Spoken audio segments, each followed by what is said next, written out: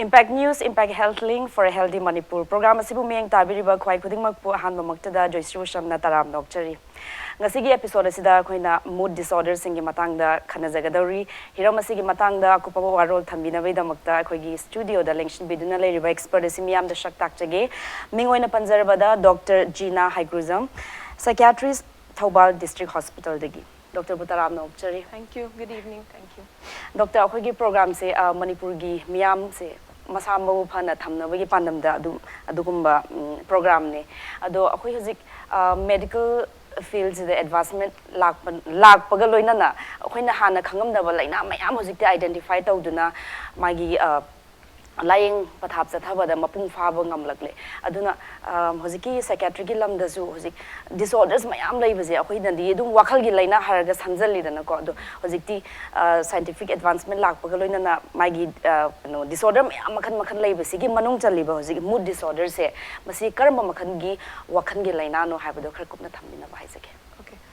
First of all, psychiatric disorder the lakpakan the mayamna generalized oina psychiatry hadi ngauba room that mino in a general adumaina adu room do in a puthoidana the psychiatric disorder there like say two branch ani like neurotic disorder haibanga psychotic disorder. Okay. Mood disorder se neurotic disorder gi makhada chaliko. Okay. Anxiety mood disorder sigi ma'am se kenogi neurotic disorder gi makhada disorder de chaline ba psychotic disorder hai gandana akhoi gi atopa schizophrenia kaina like reko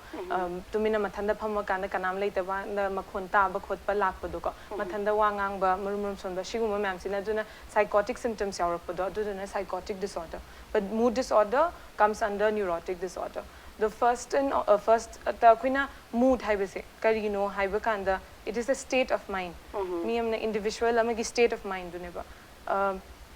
Normally every day the nungaitaba I say dum di thingnarine kainoma apam akoina pamba thoning ba pot ama thokpa kanda mi se dum harawe they are happy kainoma relationship to soirak pa kanda oiro ko any financial problem ga lakpa kanda sad oiba low mood oiba I say normal neba sigi se bu keno up and down labor say it's very normal shida keshu disorder as such adudi keno dinate disorder lakto say when we say disorder sigi sina maram oirakanda problem akoi daily activity the problem thogla pase haibadi akhoi wakhan nungai taba siri it's part and parcel of life adudi kaisu anaba nate du karigumba hosiki nungai to mood si khar sathirak taragadi disorder rom da olak toine habuko nungai taba mood sina extreme level da chakrakanda akoi daily activity the hamper tawrakpadu personal life te soglakpa career te soglakpa social life te soglakpa sigumba sida hana leirama phibam dagi the drastic changes lakpa kando adum kanda we tag it as disorder haina kari adumaina adu kanda disorder ne na laweba otherwise normal up and down of mood is absolutely all right the me amoina keno tawradi up and down mood leibam su to eko adu da sisina maram oiraga problematic normal daily activity tawrakpa kanda ngamakta ba yawbudo adu kanda ne mood disorders haina lakto adu doctor no zipan bibada hozik mood disorders anxiety disorders singzina neurotic symptoms neurotic disorder adagi schizophrenia kumba sum kano delusional disorders ina psychotic to psychotic neurotic khena baje ten takna kha thambina baje neurotic disorder the first and foremost neurotic psychotic khena baje the main thing is me amana awareness laibado ai nare khangzaba depression gumba naba mi or anxiety gumba naba mi se kainogi moigi yumgi mina ko or friend or family member anyone pura ga lakpa oideba masana aware oiba I say ngahangoi tawrami mong duga yam thina changes la in touch with reality they are aware of it aduga they come to a psychiatrist or physician first and foremost amain tawraga lakpa ne bako psychotic disorder the na kai khena ge the awareness se laitabadu inside present oidaba see this is the main difference between neurotic and psychotic disorder adai doctor hozik ngasi gi topic is the lakpada muka mood disorder se mai gi makhan je kari laibage mood disorder se makhan se akoina the major oina the which is prevailing nowadays yam thina because of stressors and everything yam the depression is the one of the most important mood disorder then depression gi matung the mania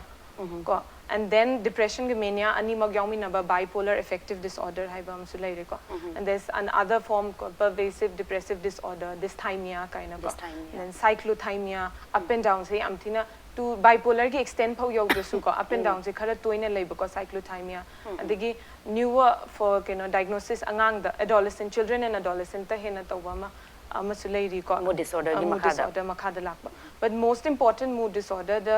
tawri say depression se depression very is common common very common we say depression no hari boziki types me am se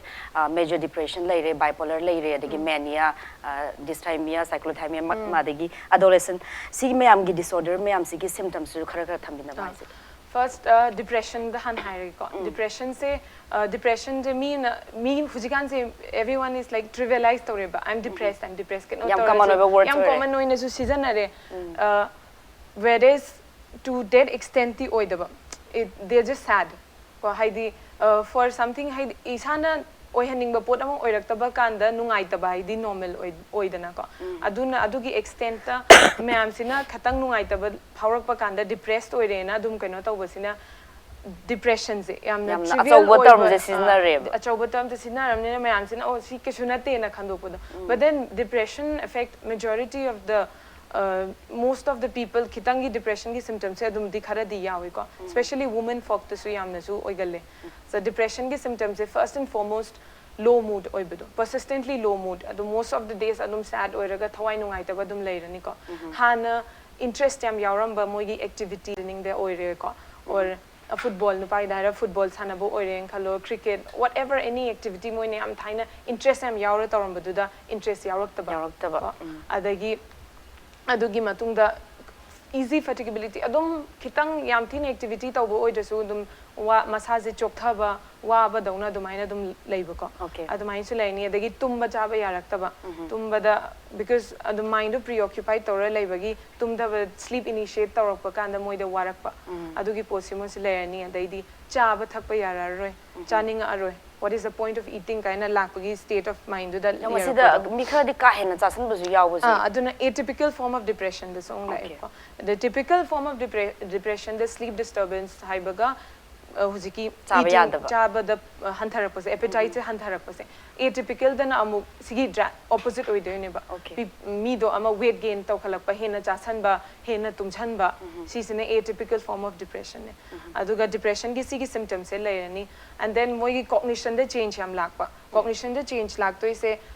moi khoi the sense of helpless oiba ai gi mateng sigi phibam sidagi ai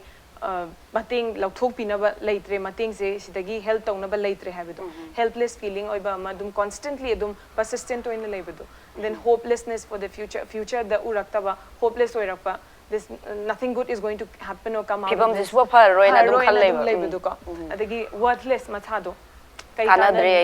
ai se adumaina sigi sense me am se shum lakpa ko do masi kyam kuina duration de kyam kuina lei akoina diagnosis kuma piba kanda di sigi sina persistently ko for more than 2 weeks kuma lairakpa kanda akoina depression gi diagnosis se pi ebo ko do depression se without treatment depression an episode of depression se ko can last for 4 to 6 months 4 to 6 months without treatment is 4 to 6 months adum sigi moi sigi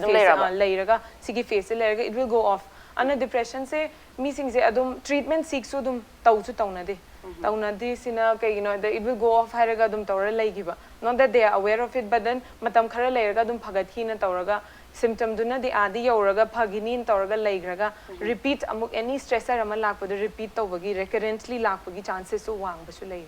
minor depression gi se ado depression gi is na main sine adu neba moigi cognition the changes se am main or helpless hopeless worthless kumbala kanda severe form of depression ko adu minor and then that moida they have the sense of guilt I gi si phujiki phibam lai se because of what I have done okay aina phataba ma tawrubagi guilt aina sumaina tawramdradi shigi maybe I won't have landed in this position haibidu adugi guilt feeling haibisu yam thina chauna sile to for some people extreme level the suicidal thoughts death wishes kumbasu yaur suicidal thoughts dagi hingbai kai kana rikholi na death wishes the myam thina majorly kano tawba kanda di even suicidal attempt tawbasu yaurine moina id suicide note ke iramaga khotla tawbasu aduna the extreme form of depression gumbada adumaina the severe form of depression shigumada taweko. Then another form of mood disorder which is like polar opposite orise mania.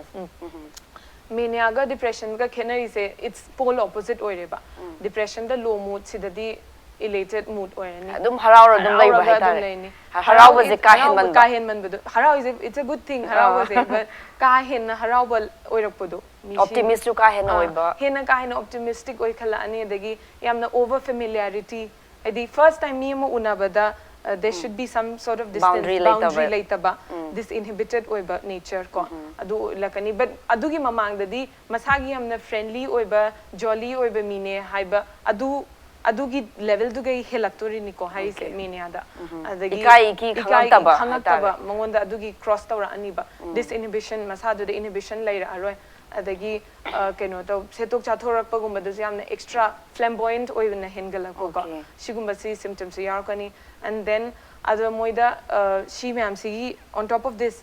tuma aroi because overly active oirani I ama awaba phauda bai tare moi awaba phauroi si ong tongning ni si ong tongni poche panthang thang tongning me moida tumbagi matam ga lairak ba they overly work up over activity tawrabani na chabagi su matam laite ai si ju tawdoi ne na masana nong magi tawgadabudu dagi extra hena kaino tawraaga ko sigubagi symptoms masada yarakpa ko adu chabaji changna taba haije yamna di chaba jala hiding side depression dadi kaino kai appetite laite haidena ko adu mania dadi appetite se leidi leibra kamai tawse mania dadi kamaina tawge se moina chabagi matam laitre sineba moina haidoise. Okay. Because I did activity. She ma'am said I have like so many things in my head. She on top na mathadu de not hyperactive but activity amaga engaged tawraga adu mathadu da matam laitre na dum ne ko chabagi chaba kaurakpa khotpa sigum ma'am su la adu moi je health se mayang kang dharakpa kumba je witness tawra tawe menia da su those mayang kaino kang dharakpa su witness tawe and aduga moida yamna masada inhibition lairakta ko dagi paisa khara laibase extravagantly spend jom sinaba khang ba mi da khang da bada so dum yen thokpa laire khole kaina khara ma chebe you earning adudagi help tawbagi dudagi hendoraktana khang da mi daga paisa ga yelakpa na sagi season na ba leihaudana mingon da yelakpagi phibam lakpadu ko sigi si ma'am su moina kaino da manic patient ko mania gi symptoms lakpa kan da su yam tawgalle and then mania da moi say grandiose ideas yam yawe masasida haidi I can do this, I can do that. Over kaino tawbodo height amada claim tawbodo self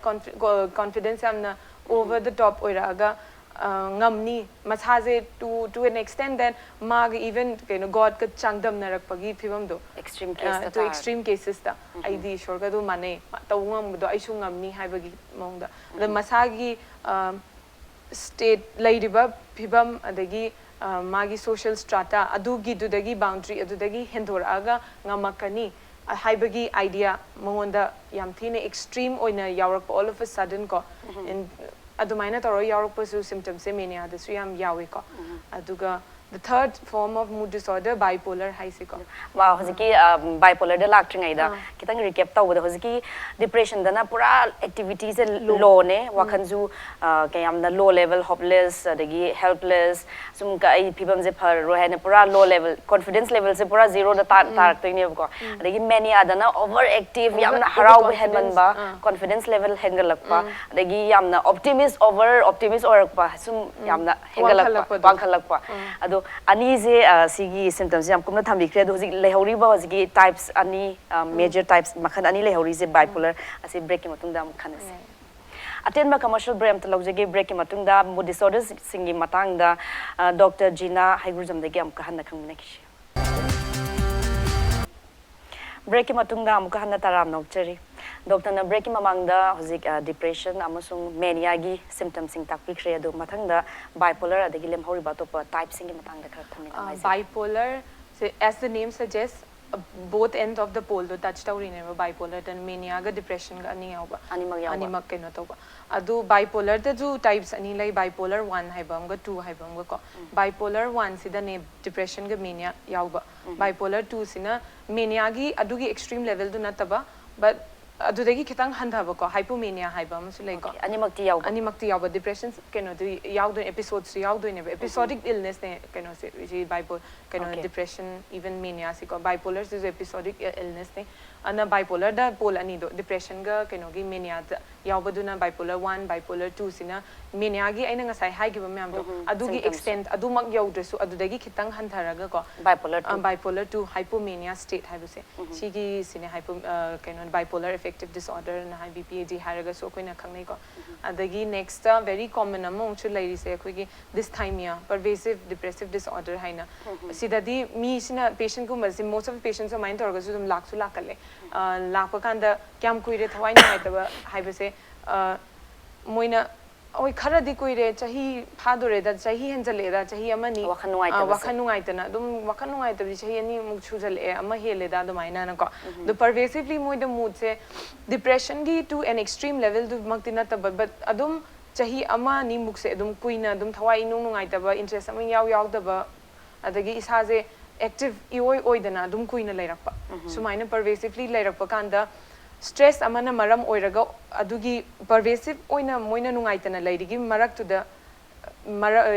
any kind of stress amana oiraga depression that laksalakpado adu double depression haraga ju khangnai ko koina sigi se pervasive p hujigi this time adugi keno da ongoing this thymic episode to period to the depression ge episode ama lakpado ko episode hari any incident no item incident any duna maram oiraga moigi already low oiriba mood on hena pull down to okay adu dysthymia then cyclothymia se bipolar gi lesser form of bipolar sida su mood up and down adum leibado mood changes the depression and mania natrasu ko elation hyper leiraga not to an extreme level the ko adu gi up and down khara leibado adu cyclothymic disorder haina su khangnai ko koina adu masu leire aduga newer diagnosis angang da makha disruptive mood dysregulation disorder haina angang ai sei kya mo koina sigi se 10 years and above ki the adolescent ki makha di oiba children the diagnosis adumaina piba it's a very new diagnosis called DMDD se so ashidadi angang gi just moigi angang na tantrums tawbodo adu nataba angang sigi mood se extreme oina chatpado kitang angang amagi degi hekha ka hen bai tare ko saugadabada su henna chaugalaga physical oiba yaurakpa angang se magi chai tawam thokta chahi duda adugi period se if it is mana adugi magi symptoms ulakpa se if it is more than 12 months ki adumaina 12 month thatrain thoi muki duration daga constantly chahi ama mo hai tare ko sigi constantly sigi se ula kanda DMDD se kaino tawe ko do angangi de su mood up and down leiba khot pache sigi se ne important or is first and foremost the mood the yam important or body depression se because majority of the people say the depression gi kaino se nupi na hen depression se is more common in nupi of women the women folk as compared to male the compared to bakanda nupi dana hele depression se atopa hojiki mania bipolar gumba sidi adum equal rate lay ko sidadi ado depression se nupi dana hele se maybe because nupa ga nupi ga hormone koi de body de yauri hormones the difference lay bani na hormones say one of the factor degi childbirth is another factor angang ama birth pi ba haibe se already magi keno da body the stress amani dana ko sigi sina maram oiraga prone to oiba it's not that angang oga depressed oi haibana taba the prone oirak pase karam kando oirak he nupina nupiga compare to ropa kanda nupida heli se kai gi maram gi no haibana adu angangi keno tawba sigi su leiba childbirth sigi su factor ama su leire ko aduga nupiga the psychological stressor face tawba se different oidana nupigi problem ga nupagi problem se compare to bakanda nupigi problem the oirba myam sina the chances of landing into depression comparatively hele aduna nupaga nupiga study tawrapa kanda depression se nupine hele as have the okay society to zoo patriarchal society and nupi sigi ayam matam the helpless or situation legan sina zoo sina social factors or in khara chis namaram oiraga environmental social factors bhi myam sina oiraga sudum nupi dana comparatively hele depression se mania bipolar na equal aduge such nupana adu hele aduna te but bipolar gumba se nupada lakpa nupaga nupiga lakpa kanda ko nupina lakpa kan nupina depression gi episode amda lakpa kan da episode of mania yaropado first and foremost consultation lakpa se depression gi episode ta nambana oisu oigale ko nupa gi na moida lakpa kan da mania gi da laga later on bipolar ta gi ba mania da laga later on kana after an episode or two of mania depression gi episode yaroppa adumaina tawba khotbado adu gi difference leba ado doctor hoziki symptoms se loi ma kharaga khena banina manadi manarazu khena bazu mayam lei banina masi doctor singna phajana diagnose tawraga symptoms ri matungina sine ne club tawdoine habo ko ado masi gi lying pathap sa thabaje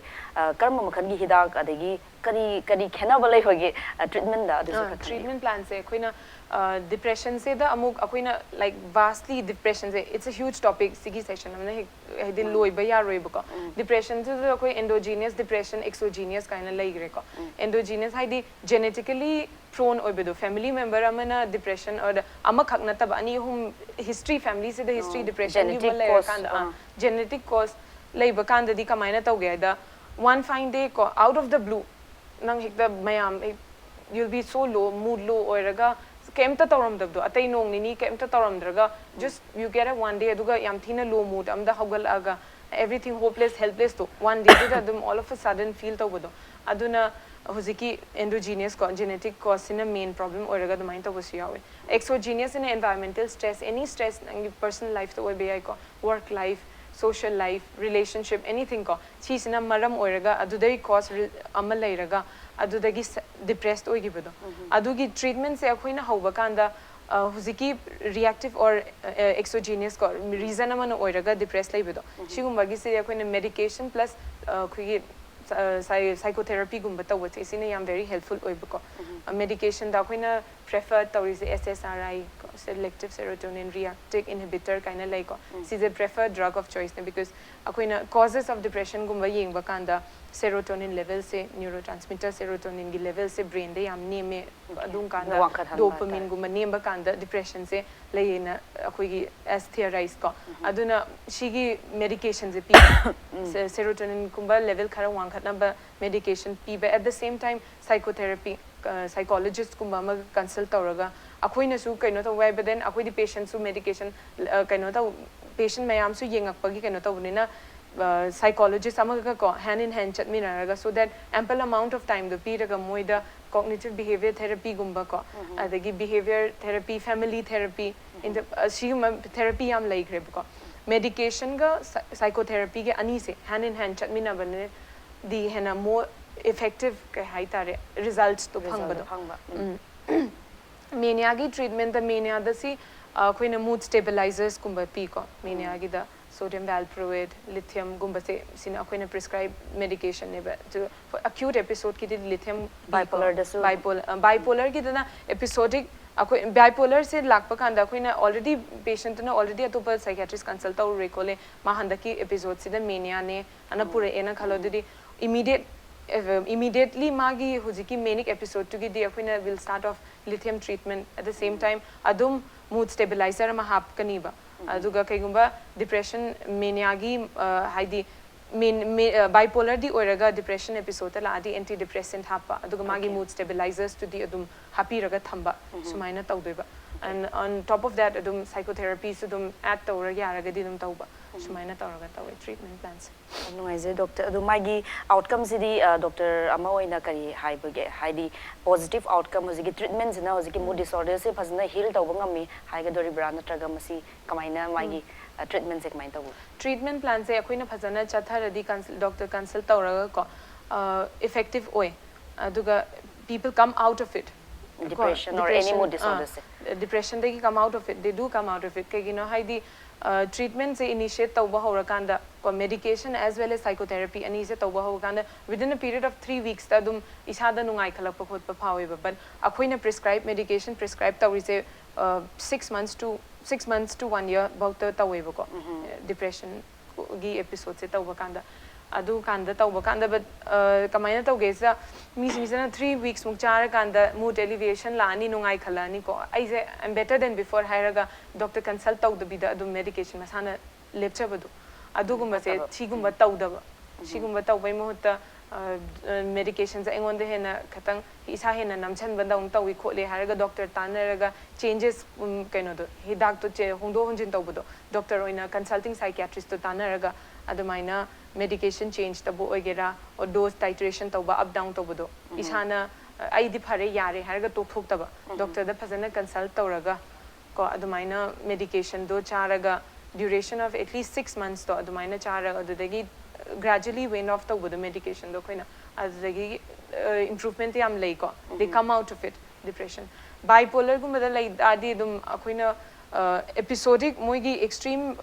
episode of mania or depression do aduna tabida maintenance dose oina di koina dum mood stabilizer di dum hapaga no bipolar da mood stabilizer se kyam kuina chaga da get bipolar mood stabilizer se khoi dum kuina dum pijaye du gidi haidi kai gi noida pharena torga if all the medications are stopped abruptly aduridi aduganda amuk episode ama next episode recurrent episode ki amuk repeat episode lakpa kanda duration tension lakpa yawe ba akoina drug compliance am laitaba kanda for example one episode of depression se chahi amada la en khalo next episode of depression or mania whichever adugi so chahi amamam gi gap leibedo akoina drug compliance se hidak se phajana chadragadi chahi amadagi tension eba maybe within a period of months adumaina within 6 months ki gap taga episode ani sat lak salakpa yawbudo extreme of episode aduna preferably bipolar gi di and for mania also akoina magi acute tu gi di oina hidak wanglapna tharani dina aduga magi stabilize tauna ba ko sustain oina mood stabilizer mandi dum happy ba asumaina taraga preferred way of treatment edu yam nuai doctor the doctor tapi bazi hojiki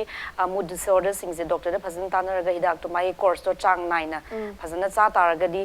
segi yam effective hoye phare e haibane aduga in certain cases bipolar ko madadi hidak to kitang sangna charam basu chahan basu yai habagi doctor na panbi bani adu lore pasida doctor ngasai angang sing da su mood disorder gi se khara lei hena panbi ki bani na aroi bada message roi na hoji angang sing da su kuma mood disorder kum lei bisi ma pa na kamai identify tawdage du kari thodang logadawi ge habado message roi na thambiraga haibine oi angang gi diko child is the biopsy of the family so whatever family the any disruption that's happening in the family parents to oigera within the environment point la iribato adu yam matter the way angang di because yam young oiriba mind the any stress kumba exposed tawrakpa maybe like parents khana bo oigera ma angang se loi chupsan doi moidi haidi yamna nauriba keno tawdena loimak moida yam thina mind do yam nauriba da aduguma tragedy hai tare ko adu da exposed tawba je moida kashu nungai ba potem tawdina tredana especially ahan di khatang kop tawbodo nungai te har so angang di comparatively yam khena yam thina young oiriba mind na angang gi di any mood keno tawbola ko se parents ta hana understand ta honba angang sina sumaina behave tawrakpa lakpa kanda changjal laga phujal laga khola tawbai mahutta ko understand tawbiba kai da yam thina extreme level da school da gi complain la aba ama dai complain la aba kom ade magi mood se mayam ga kaino tawba yade saugal le khot kale mi phure khotle ne extreme oina lakhalapa angang nu pamcha or nu pimcha da zum pimcha zu mu jikan khitang min henjan ya dekta khud haidi kaishu sina hekta ngauchana ba it's a fine line being naughty and that naughtiness becomes a problem it's a very fine line aduna adugi fine line do parents amo edi adu understand toraga grasp tobudo matang chana and then oja da wari sanaraga if possible doctors kumba consult tawbiraga ko and then why kai dobagi trigger tawgrido moida adumaina kamain toraga control tawba yaba haibase parents amo oina moigi haidi it's their responsibility natra adumaina tawraga consultation gumba tawbodo yari apaba environment pigadamne environment piba aduga angangi mamangda yamna haidi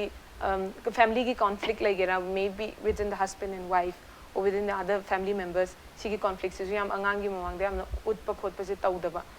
aduga shiguma se yam thina yamna important di oy for a child who is developing ko aduna sigi because sigi sina yamna moid impact layeba the environment sina so once family matters sorted over kanda ko shiguma kandi automatically the child also reforms angang diam nauribanina medication moid as such hapase I do not prefer it also aduna sum yari makai apaba environment piraga hidak to avoid tawna ba ko laina do thorok ta na ba hona sen pambi bani doctor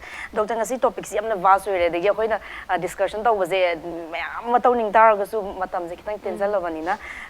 ngasi gi episode si matang swai lotion batare ado thank you so much doctor nadong gi chilo matam khai to pujana ngasi mood disorders ki matang ga yap ko matam bikre thank you so much Asigidi Impact News, Impact Health Link for a Healthy Manipur program asi matang ashwai loch lakli mathangi episode ta to palaina amagi matang da expert ama puduna lakchagi harga miyam dagi kainena baya thangi jeri. Thank you.